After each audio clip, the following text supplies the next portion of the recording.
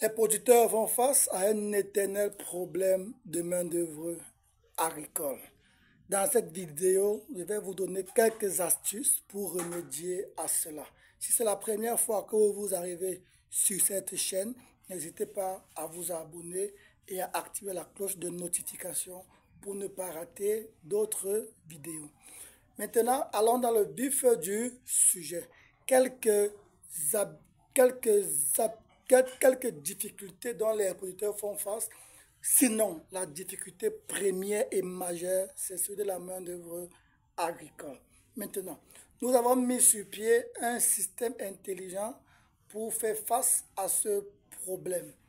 Première interrogation lorsqu'on est dans une zone, c'est est-ce que les populations de cette zone aiment les travaux champêtres? Première interrogation, il faut recenser, il faut voir, il faut discuter avec les villageois, avec le chef du village ou du quartier pour recueillir certaines informations qui vont vous aider.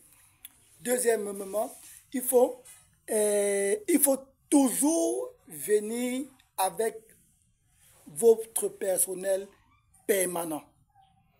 Toujours venir avec le personnel permanent et recruter les populations locales dans l'optique de renforcer votre personnel permanent. Cela vous évite le chantage, cela vous évite les cas de vol et aussi la qualité des travaux dans votre exploitation.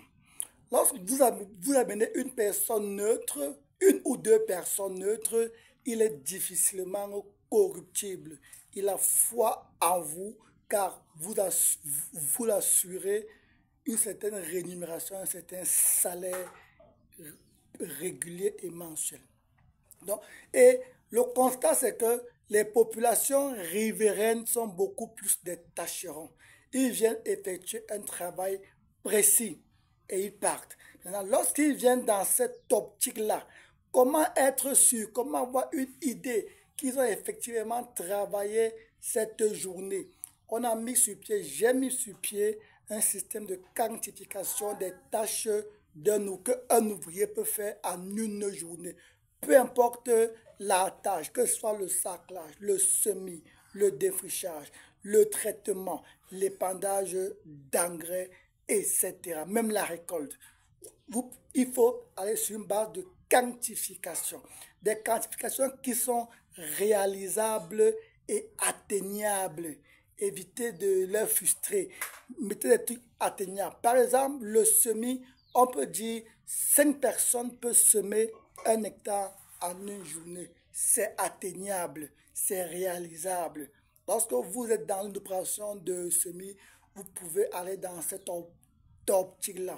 C'est le cas par exemple du repiquage. On peut se dire que 10 à 15 personnes peuvent repiquer 1 hectare en une journée. C'est atteignable, c'est réalisable. Repiquer n'est pas...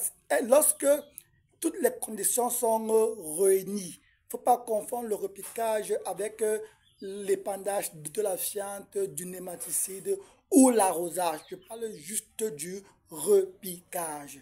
Donc, je ne vais pas être long sur cette vidéo, je vais revenir pour vous entretenir constamment avec ce type de vidéo. Sur ce, n'hésitez pas à nous contacter pour tout besoin, que ce soit vos semences de piment, vos bâches poussées, votre construction de serre, votre accompagnement dans le plein champ, la culture du piment, de la tomate, du maïs, que ce soit même pour une formation éventuelle. Car je dis toujours,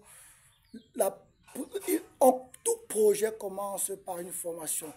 Le porteur de projet doit se faire former pour maîtriser les contours de son projet. Sur ce, abonnez-vous sur l'Agronome vous parle, l'Agronome vous parle et n'hésitez pas à nous écrire. Sur ce, ciao!